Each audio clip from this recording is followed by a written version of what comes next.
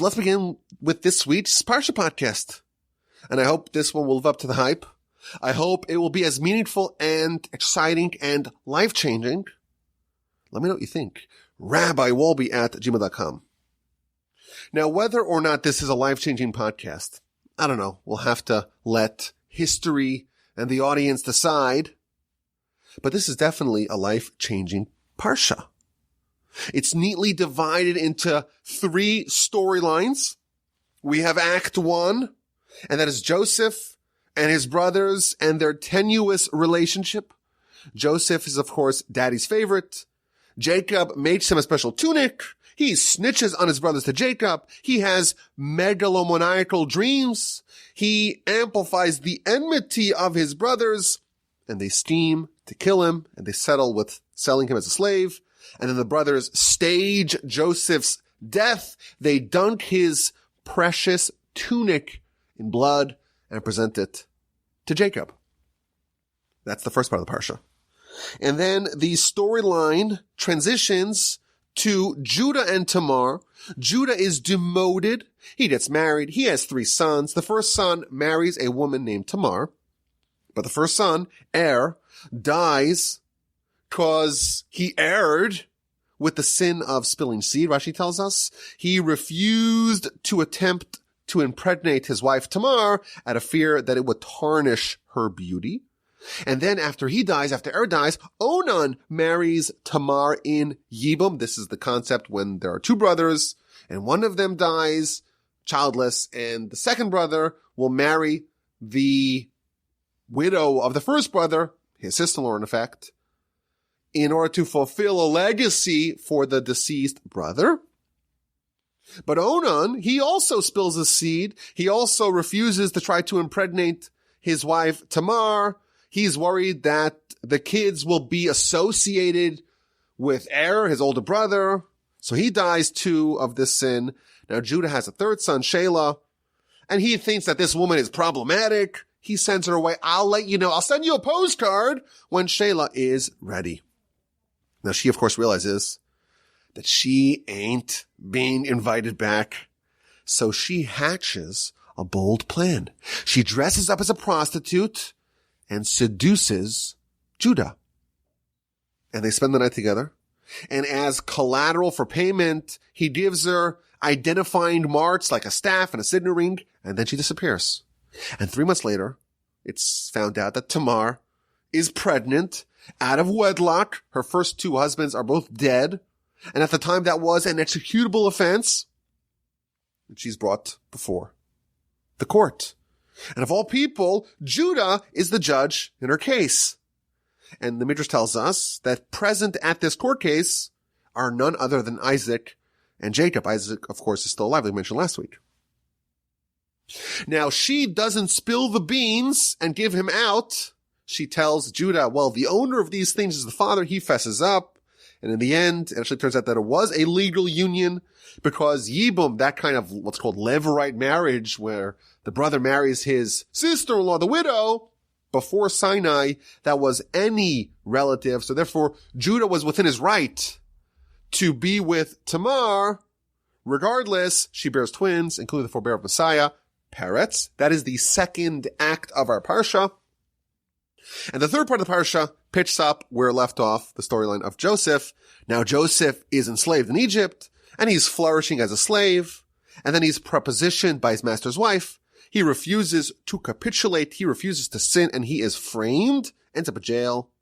In jail, he too flourishes, and then he gets 2 really interesting cellmates, disgraced servants of Pharaoh, successfully, accurately, clairvoyantly interprets their dreams. The butler is restored to his post. The baker is beheaded and hung up his corpses. And instead of remembering Joseph and invoking Joseph's plight in front of Pharaoh, the butler does not do that, and Joseph is forgotten. And that is where next week's Parsha picks up. It's 2 years later, and the Joseph is remembered. That is our Parsha in a nutshell. Like we said, it's a life-changing Parsha of course. I want to focus on, in this week's Parsha podcast, the first Rashi of the first verse of our Parsha.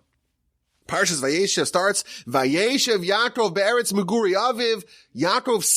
Jacob settled in the land of his father's homeland, be'eretz Canaan, in the land of Canaan. So of course, last week we had, or 2 weeks ago, we had Jacob traveling to Haran and spending some time with Laban. And last week he once again came back to Canaan, had to navigate, of course, the crises of Esav and Esav's angel, and of course, what happened in Shechem. But he is now settled. He is dwelling in the land of Canaan, in the land of his father. That's the first verse of our Parsha. Now Rashi explains this verse. Now, the way Rashi works, he often does not ask a question, he just gives us the answer. So he intimates the question by telling us the answer. You know, one of the most enjoyable things about studying the Parsha with Rashi is trying to figure out what is bothering Rashi. Why is he compelled to answer or to say something? There's something that's problematic about the verse if you read it simply, and therefore Rashi is trying to resolve a question. So what's the question with this verse? Vayeishev Yaakov be'eretz megurei aviv. Jacob is settling, he's living in the homeland of his father, in the land of Canaan. It seems like it's a problem-free verse. So I think that Rashi's question that he is intimating is that this verse seems to be superfluous. It is just saying that Jacob settled. It's not really meaningful. There's no salient new information being conveyed in this verse. In fact, last week's Parsha talks about Jacob arriving into the land of Canaan, and presumably he settled there. What is this verse telling us? What is the lesson? So Rashi says something fascinating, and we actually mentioned this in last week's Parsha podcast briefly. After it tells us the settlements of Esav and his children in a very short fashion, the final 43 verses of last week's Parsha, as we talked about at great length in last week's Parsha podcast, the final 43 verses of last week's Parsha delineate, outline the family of Esav. But they weren't so important. They weren't so dignified. And the Torah doesn't tell us the details of how they settled and all the wars that they had and how exactly they conquered the land of the Chori people. It doesn't give us the complete, unabridged version of the chronicles of Esav. So after it finishes in a very succinct way the story of Esav, Perish l'cha Yeshuv Yaakov v'toldosav b'derech aruka. The verse now pivots to talk about Jacob and his family and the settlement and the chronicles of Jacob and his family in a very long way. Unabridged version. Kol dildule sibasim, all the cause and effect of what led to what. L'fishem chashuv le'makam, because they are important in the eyes of God, and therefore the Torah elaborates their story. And there's precedent to this. We have the 10 generations from Adam to Noah, and it runs through the genealogy really quickly. He had him, and he had him, and so on. And then when it gets to Noah, it stops, and it tells the story at length. Similarly, with the 10 generations from Noah to Abraham, it runs through the generations really quickly, but once it arrives at Abraham, a very important person, the Torah elaborates on his story. And then Rashi concludes by furnishing an amazing analogy. It's a mashal, it's a parable to a gem, to a diamond that fell into the sand. And a person is feeling around in the sand and taking a sieve and sifting through the sand until you find the diamond. And once you find the diamond, you take all the pebbles and discard them, and you take the diamond, which was what you actually wanted initially. Rashi's question is about the first verse of our Parsha. Jacob settled. He settled in the land of Isaac and the land of Canaan. Nothing really happened. What is the lesson? And his answer, at least the first answer, is that even the most mundane parts of Jacob's life are worthy of the Torah telling us. Esav's entire empire. The story is told in a few short verses. But every little twist and turn of Jacob's story is told. And even the fact that he settled in the homeland of his father in Canaan, even that is pregnant with meaning. Esav's like a pebble. You need to examine the pile of pebbles because maybe there's some diamond mixed in. But once you find the diamond, you no longer need the pebbles and they are discarded. Esav is a pebble and Jacob is the diamond. You run through the storyline of Esav quickly. You sift through his family. And when it's done, you discover the diamond. You have arrived at your goal. And once you have the diamond, you marvel at it. You examine it from every angle. You scrutinize it. You turn it in every direction. You think about it. Maybe you even dream about it. You talk about it. It becomes the object of your fascination. It's an amazing insight here in Rashi. There are two kinds of rocks. There's pebbles and there's diamonds. And the Torah's narratives also fall into two categories. You have the sifting of pebbles to be discarded, and then you have the discovery of the diamonds to be examined at length and to be marveled upon. If you had to ask us, what's more important? Which story is more interesting? Which story should the Torah spend more time on? The wars and the conquests and the empires that Esav dislocated, the whole story of Esav. Is that more important? Or the fact that Jacob settled peacefully, at least for the time being, in his homeland? If you were to ask us, by our standards of if it bleeds, it leads, we would think the story of Esav is much more important. War is really good business for the press. It tells over stories that people are really interested in hearing about. But Rashi and the Torah are telling us that the history of pebbles doesn't matter. The heroism, the triumphs, the wars of the pebbles are immaterial in the eyes of the Torah. The mere existence of the diamond, that is worthier of mention, that demands more real estate in the Torah, just because the Torah cares about the diamonds much more than the pebbles. Both a pebble and a diamond are rocks. But you've never seen a pebble in a museum. You've never read a story about a pebble. Diamonds, on the other hand, are fawned over, are examined, are cherished, are coveted. Diamonds are named. You have the Hope Diamond. You have the Tiffany Yellow Diamond. These are famous rocks. They have Wikipedia pages. They have long storied histories. Diamonds are things that people care about immensely. People will travel to the ends of the world, to the depths of the ocean to find one. They travel to an asteroid if it had a diamond in it. Pebbles get stuck in your tires. You have a pebble and you have a diamond. One is a rock and one is a rock. But one is something that people recite poems over. One of them adorns the crowns of kings and queens. One is guarded with the highest level of security. And the other is inconsequential. The Torah sifts through the pebbles quickly, and every twist and turn and up and down and minor event in the lives of the diamonds are worthy of inquiry and fascination. We have the wars and conquests of Esav, and in the eyes of the Torah, they are not as important as the dreams of the cellmates of Joseph. Esav's wars, that's one big pebble. The stories of people that are adjacent in the proximity of the family of Jacob, that's the encasing of a diamond, and that matters.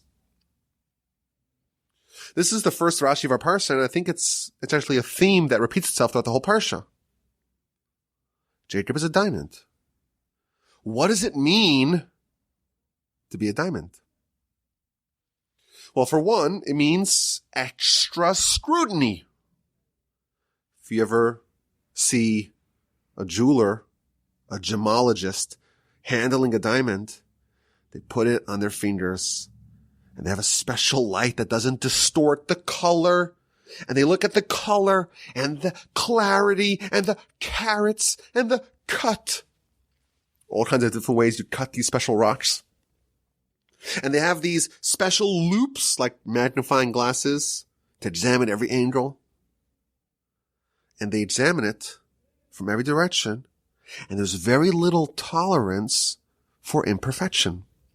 One small black dot, one small discoloration, it changes everything. That is the fate of diamonds. And this is really the story of the whole Torah. Whenever the Torah is dealing with diamonds, it has very little tolerance, a very short leash for any misdeeds. So for example, just in our Parsha, Jacob gave one of his sons a sweater. Does that sound like the worst sin in the world? Doesn't sound so bad. It's a little favoritism.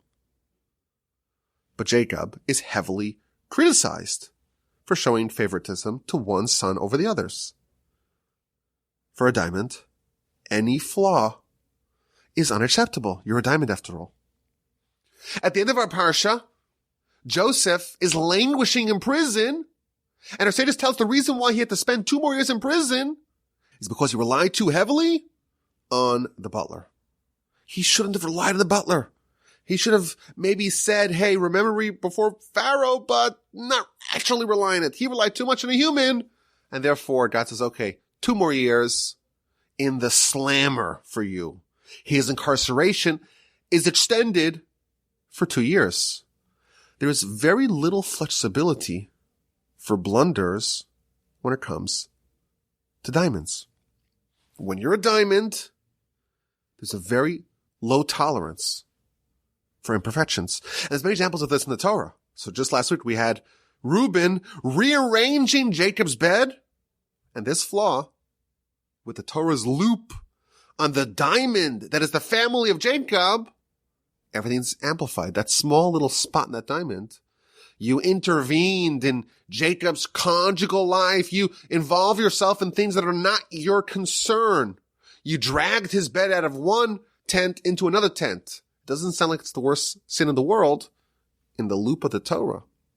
Examining this diamond, you see a big black splotch because a diamond, every flaw is magnified. There's another aspect of this. Diamonds, they say, are forever. The consequences of diamonds are eternal. After all, if they're included in the eternal Torah, the story of the Jewish people were told in this Rashi, beginning of our Parsha. The story of the Jewish people, the Torah, is the story of diamonds. They matter forever. So listen to this.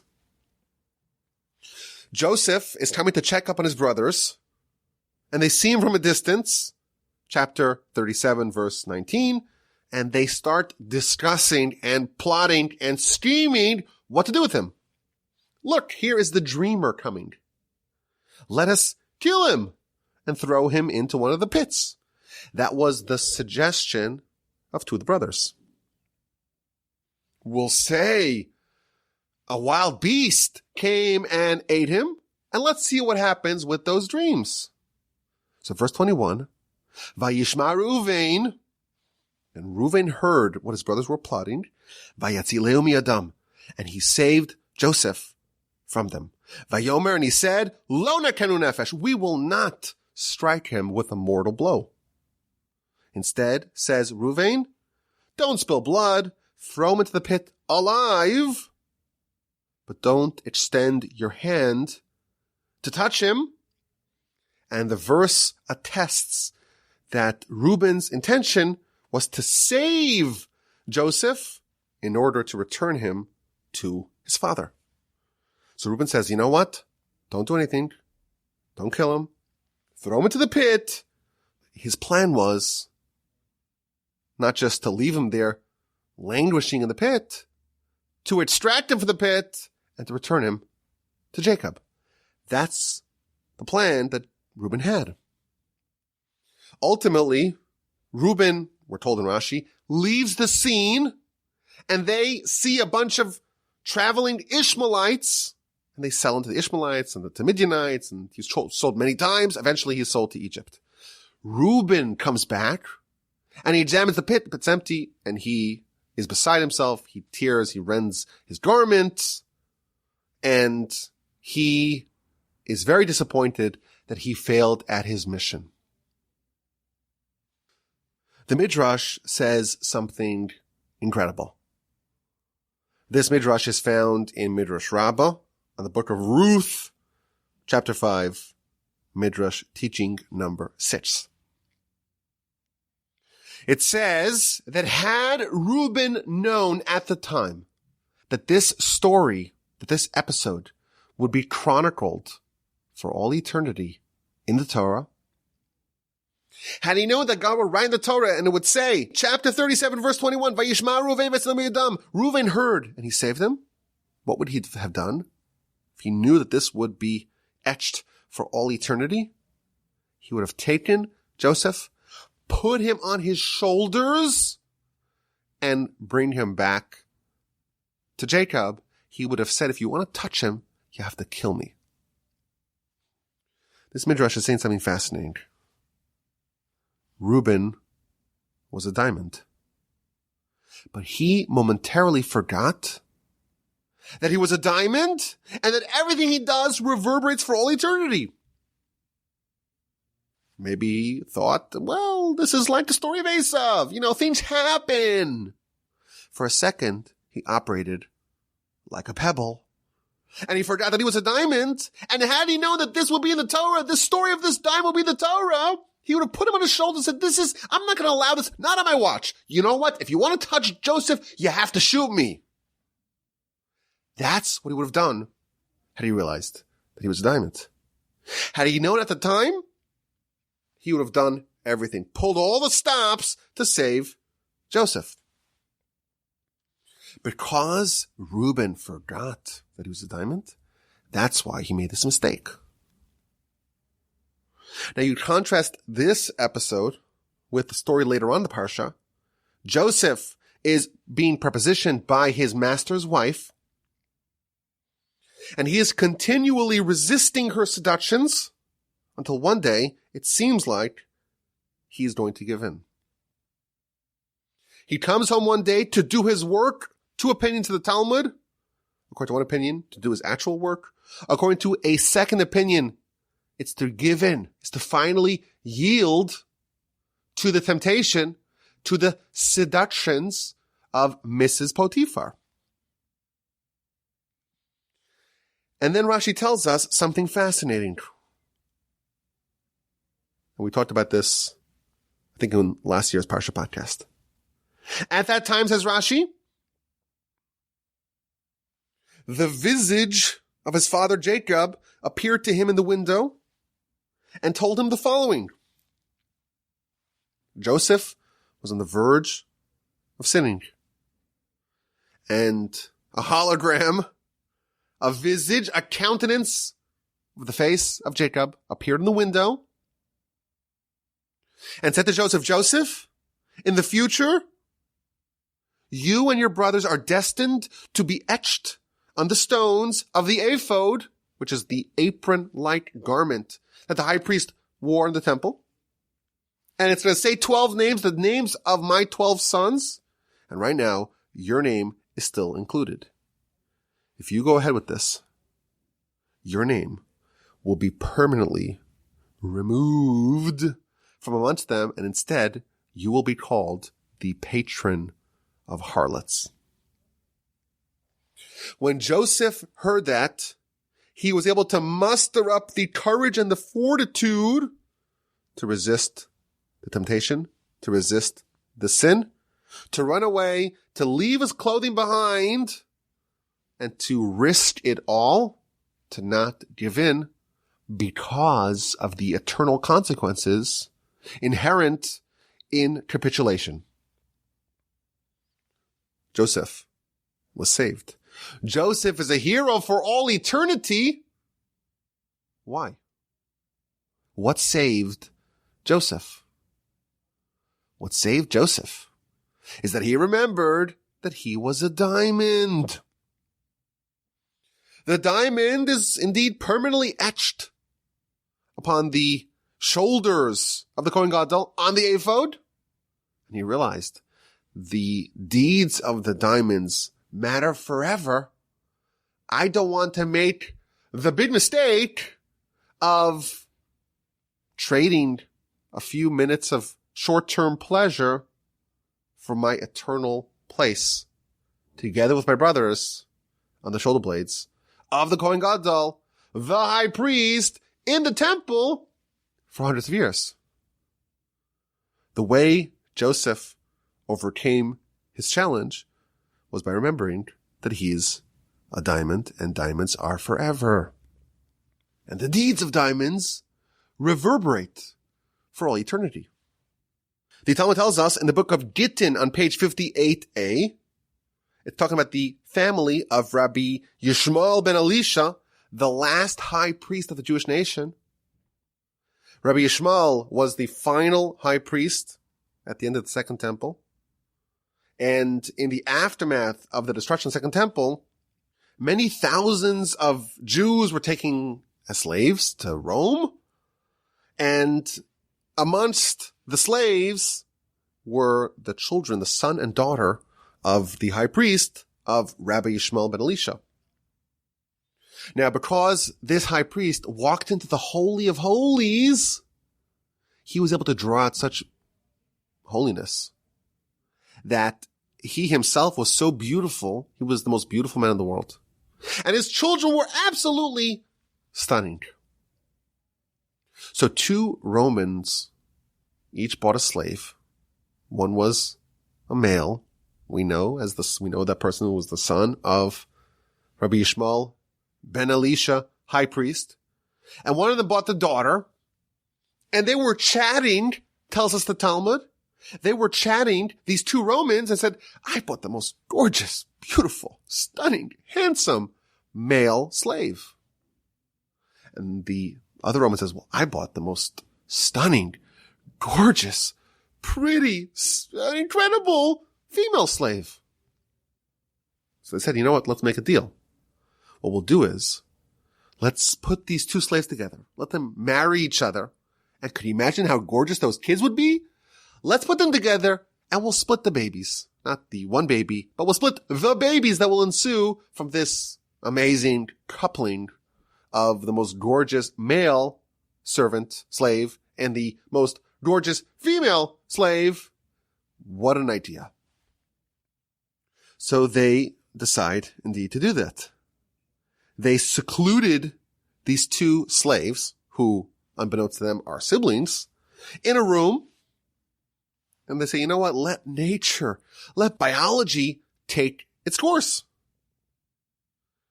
And these two slaves, they recognize what's happening. And he goes to one corner of the room and he says, I'm a Kohen. My father was the high priest of the Jewish people. I come from royalty. I'm not going to spend time with this slave. And she goes to the other corner. And she says, I'm a daughter of a priest, of a Kohen. I'm a daughter of a Kohen Gadol, of a high priest. I descend from royalty. I'm not going to spend time with this slave. And the whole night, they're weeping at the sorry state of their being in opposite sides of this room. And then morning comes, and they could finally see, and they realize that they're siblings. And they run and hug each other, says the Talmud, and they start crying, and they cry together until their souls departed. So, of course, it's a very tragic story. And in fact, the Talmud tells us that this story really embodies the lamentation of Jeremiah, for these I weep, al eila ani bochia, my eyes are crying rivers of tears. But we see an idea. How did these two siblings maintain their purity and fidelity in very trying situations? They recognize that they're princes. I'm a prince. I'm a diamond. I'm not going to act like a degenerate. I'm a princess. I'm a diamond. I'm not going to act like a degenerate. I matter. I have an eternal legacy. The Almighty meticulously records every one of my deeds. I'm above that. That is the attitude of diamonds. I'm thinking that there's something called diplomatic language. There's diplomatic lingo, where every word is measured, every act is scrutinized. Certain words mean specific things. Every gaffe that happens on the international stage makes world news. If you want to picture what it means to be a diamond, study what happens when diplomats get together. Diamonds matter a lot more than pebbles. Perhaps we can also suggest, based upon this framework, every individual's life can also be divided into pebble time and diamond time. Just as some people are diamonds and some are pebbles, we have the Vayeishev people and the Jacob people, diamonds and pebbles. Every individual has times of their lives that are actions or deeds of pebbles and deeds of diamonds. You accrue, so to speak, a coffer of diamonds and a coffer of pebbles. And the Mishnah tells us in the end of Pirkei Avos that when someone dies, what accompanies them? Not the material possessions that they worked so hard to amass in their lifetime. The only thing that accompanies a person when they're dying, the only thing that a person truly owns is the Torah and the mitzvos that they did in their lifetime. And it quotes a verse in Proverbs, when you walk, your Torah, your mitzvos accompany you. When you go lay down, it will guard you. When you wake up, it will be your conversation.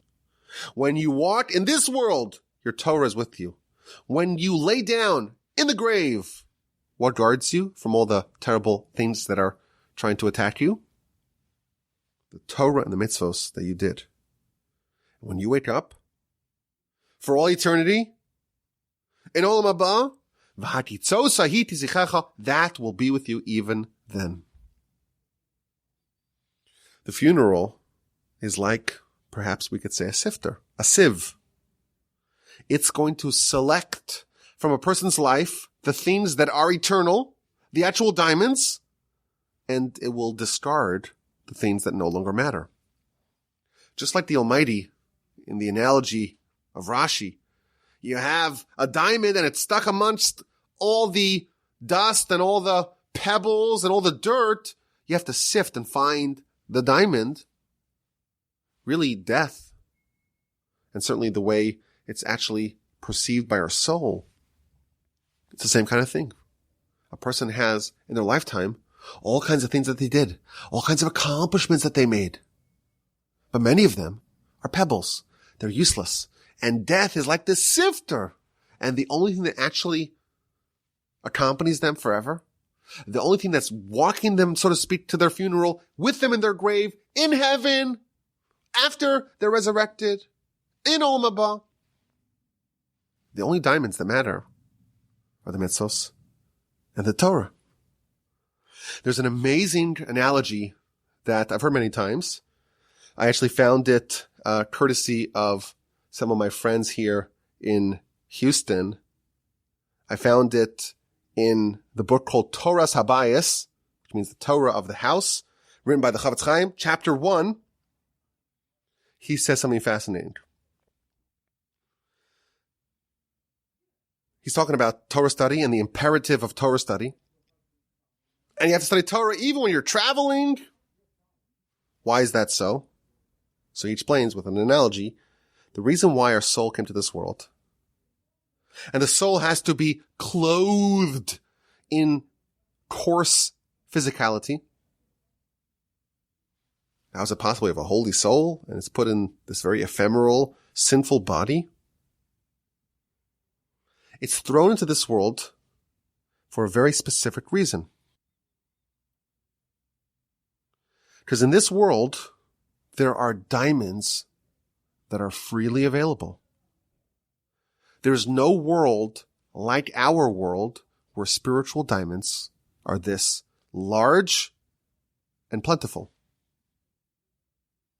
And the reason why our soul is placed here is to scoop up diamonds that are tremendously valuable in the spiritual world. But the problem is that once we get here, we forget about what our true life is all about. We forget about the fact that we're a soul. We have a Yetzer Hara that tries to deceive and delude us into making poor choices of what to do and what to prioritize in our life. And we get here and our soul says, okay, look how many diamonds are available. But the Yetzer Hara says, well, diamonds. There's so many pebbles. Look at these pebbles. Let's focus on the pebbles. And all the things that actually matter for eternity, the things that are the actual agenda of our soul, all those things are ignored. The things that adorn the crowns of kings that are found over here with great number. Everywhere you go, every moment of your day, you have an opportunity to do a mitzvah. Mitzvos are plentiful, and they are shockingly cheap and affordable here. It's so easy to do something good. It's so easy to stop by a mezuzah and remember the Almighty. It's easy to say the Shema. It's easy to pray. It's not hard to study Torah. Torah is more accessible today than it ever was. Mitzvos are easy. Every second that you keep Shabbos, it's a mitzvah. How many mitzvahs can you accrue in one Shabbos? Every time you smile at your friend, you do kindness, you're generous, you're a good friend, you say something nice to someone else.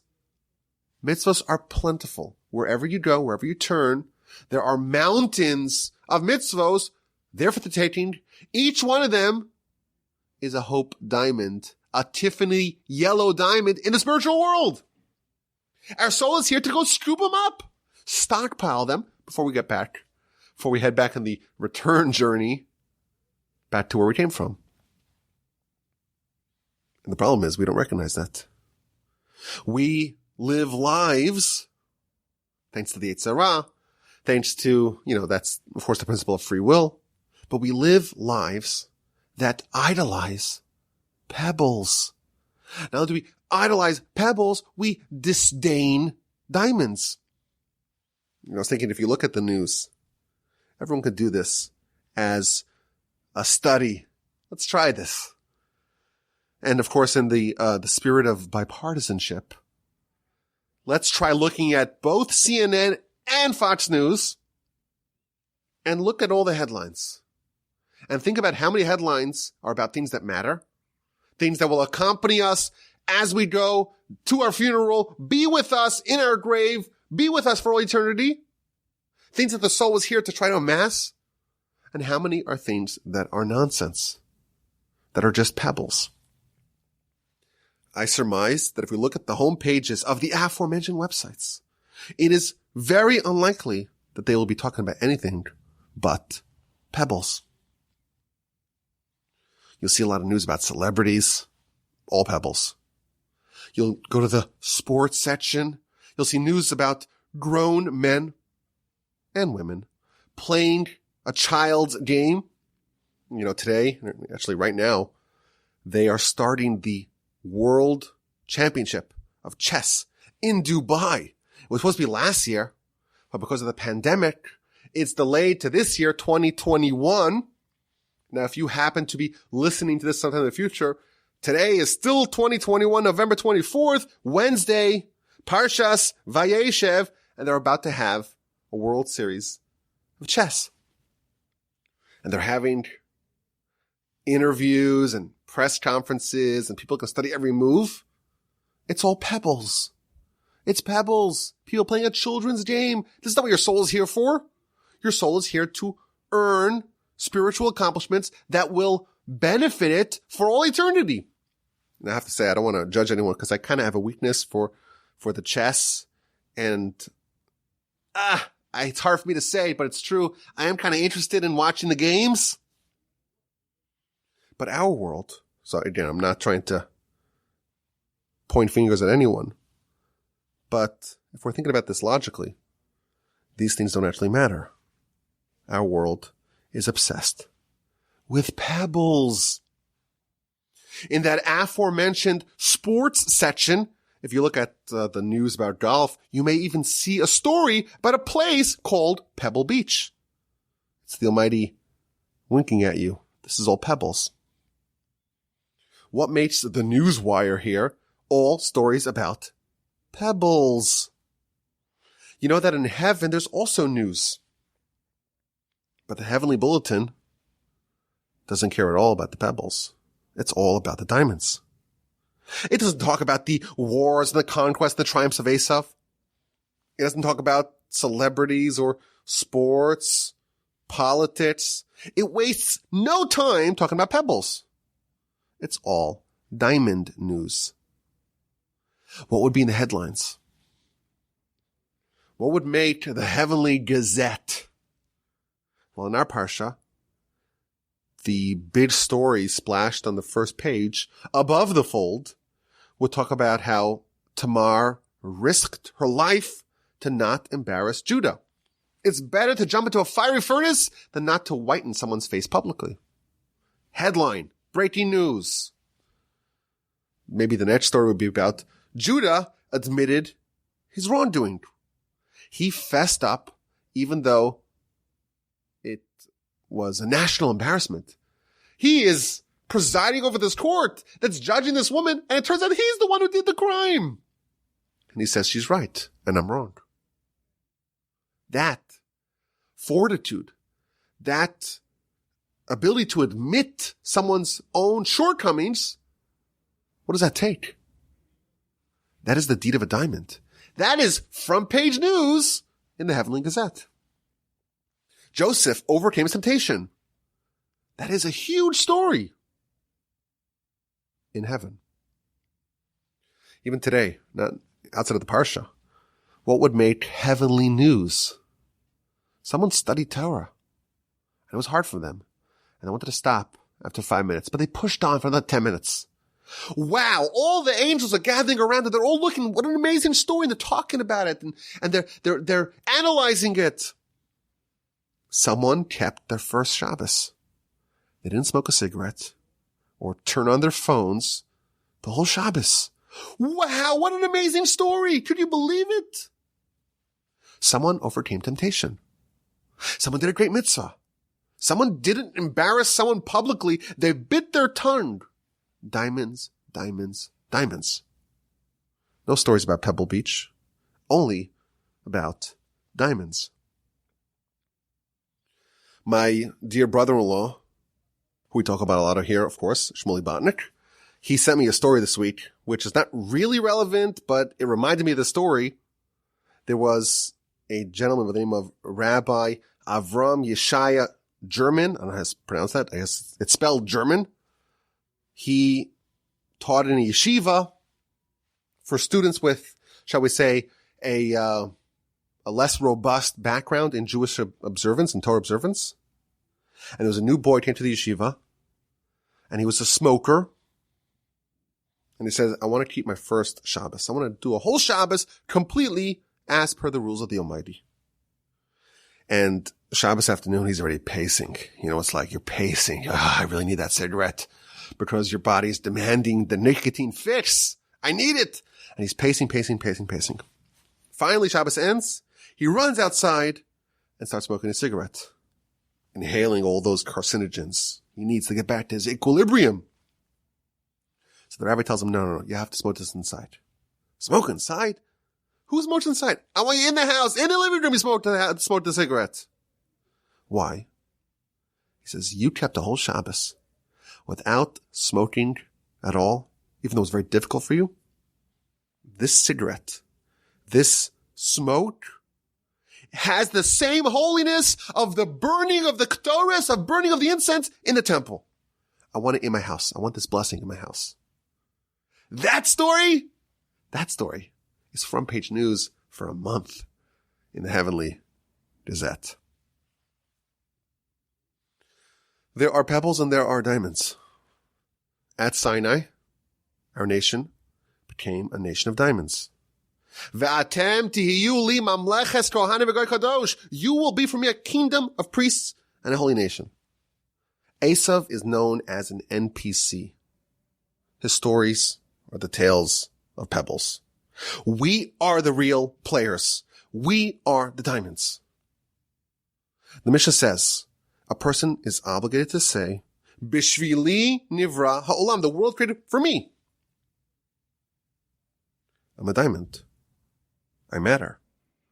God cares about me. I am responsible for all of humanity. That sounds, a little bit megalomaniacal. It sounds like dreams of grandeur, but you are a diamond. The Talmud tells us that when a person is about to do a deed, a mitzvah, or a sin, they have to imagine that you are exactly 50-50. Half your deeds are mitzvahs and half are sins. Not only that, the world is exactly 50-50. Half of the collective deeds of the world are mitzvahs and the other half are sins. And therefore, the next choice that you make, the next deed that you do, determines the direction of everyone. Is the world engulfed in a nuclear holocaust? Is the world ushered into eternal utopia? You decide the fate of the world. You are a diamond. You matter. Your choices reverberate forever. You have all this power in your hands. And even within a single person, we are given a golden opportunity to stockpile diamonds. If you could speak to your great-grandfather or your great-great-great-great-grandfather who is now in heaven, and you asked him, what would you trade for one more day to do mitzvahs? Once you know the power of mitzvahs and the impact of mitzvahs in heaven and the eternal benefit that they give the ones who do it. Once you know that, you are willing to trade everything for one more day, one more hour, even one more minute to do a mitzvah. And we're here. And we're walking around, and all we care about are pebbles. There's a place in Arkansas that my dear friend Bill told me about. It's called Diamond Crater Park. What is Diamond Crater Park? Well, it's a park of diamonds that's open to the public. It's the only place in the world that's like a diamond field or like a diamond mine, open to the public. You walk in, you pay $10 to park your car, and you can walk around all these many, many vast acreages that have diamonds in them. And every day, there's thousands of people that go there, and one or two people find a diamond. Most of them are very small, but there have been some really big diamonds that were discovered. That's Diamond Crater Park. Our world is like Diamond Crater Park. It's just the opposite. It's not like if you spend a whole day there, maybe you'll find a tiny little pinhole size diamond. It's the opposite. There are cartons, barrels, cornucopias full of diamonds everywhere. And instead of just scooping them up and stockpiling them and recognizing that they are around forever and they are going to accompany us to our funeral, they'll guard us in our grave, they'll occupy us for eternity in Olam Haba, we ignore them to our peril. You are a diamond. You are not a pebble. You're a diamond, and you're here to earn diamonds. You are not a pebble, and don't waste your trip to the Diamond Crater Park that's bursting with diamonds, scooping up just the pebbles. Okay, let's get this week's exquisite insight. Are you ready for this? Judah. The Hebrew name for Judah is Yehuda. Why is Judah called Judah? Why is it called Yehuda? So there are 2 episodes that tell us the reason why he's called Yehuda. Number 1, at his birth. He was the 4th son born to Leah. Rashi tells us that Jacob had 4 wives, and he was destined to have 12 sons, and therefore every wife was supposed to be the mother of 3 if things worked out. If things were distributed evenly, on average, everyone was supposed to have 3. And she had 4. And she wanted to thank God, and she named Yehuda, which means thanks, appreciation, gratitude to the Almighty for giving me a 4th son. That's one of the reasons why Judah's called Judah. Judah's also called Judah, Yehuda, because Judah admitted his guilt. What does it mean to be modeh? It means to admit when you're wrong, to be modeh al ha'emes. And this is Parsha. He discovered that he was really the guilty party. He was the one who slept with Tamar, and he acknowledged it. He admitted it in front of all, and that is why his name is called Judah, because the word Yehuda, in addition to meaning appreciating the goodness that someone else does, it also means admission of one's own guilt. So the exquisite insight is as follows. Isn't it strange? We know that Hebrew is not just a random language where words that have no connection at all have the same word, like a homonym. There's a concept of a homonym in English. We have 2 words that mean totally different things, and they share the pronunciation. In Hebrew, there are no random homonyms. So why are the 2 names of Judah, the 2 names of Hoda'ah, Yehuda, why do they mean totally different things? Why does the same word mean both appreciation and gratitude for good that someone else did to you, and admission of guilt when you make a mistake? So here's the exquisite insight. These 2 characteristics are 2 sides of one coin. We are inherently, at least by default, selfish people. We live by ourselves. We care about ourselves. This is the product of the Yetzer Hara. It causes us both delusional self-righteousness and a difficulty in seeing the good of others. The way the Yetzer Hara wants us to work, wants us to interface with the world, is to view yourselves as being all good and everyone else as all bad. What is the quality of Yehuda? The quality of Yehuda is to defeat this Yetzer Hara, to defeat this system of thinking, to be an honest assessor of what's good and what's bad. To be able to see your own shortcomings is another angle of being able to see the goodness of others. Both are Yehuda. The same quality that is required for me to acknowledge the good that someone else did to me, that demands the same quality that's needed for me to admit my own guilt. Now, what's interesting about this is that the opposite, ingratitude and a resistance to admit your own guilt, they also share a word in Hebrew, the word kofer, which means, a third interpretation of that means a heretic, someone who is selfish, someone who views themselves as all righteous and everyone else is all guilty. They live by themselves, and there's no room, not for them to acknowledge the good of others, not for them to acknowledge their own shortcomings, and not for them to have God in their lives. I thank you for listening to this week's edition of the Parsha podcast. I hope you enjoyed listening to it, at least 10% of how much I enjoyed to produce it. And thank you in general for being the best audience in the history of podcasts, the Parsha podcast audience. It's Thanksgiving. It's a time to appreciate the goodness that everyone did. It's time to model ourselves after Judah. Thank you for listening. Have an amazing rest of your day, an amazing holiday weekend. Even though we don't typically celebrate non-Jewish holidays, this is not a religious holiday. It's okay for Jews to celebrate Thanksgiving, unlike other festivals that are kind of pagan in nature. So happy Thanksgiving. Have an amazing Thanksgiving. Enjoy the turkey. Enjoy the family. Enjoy the arguments about vaccines and whatnot. I don't know. What do people actually do? That's the stigma. The stigma is that you're supposed to argue about vaccines or politics. Enjoy all of that. The football, of course. Have an amazing rest of your week. Have an incredible and sensational and terrific and euphoric and ecstatic and wonderful and memorable Shabbos upcoming. And please, God will help you mighty. We'll speak again next week. The email address is rabbiwalby@gmail.com.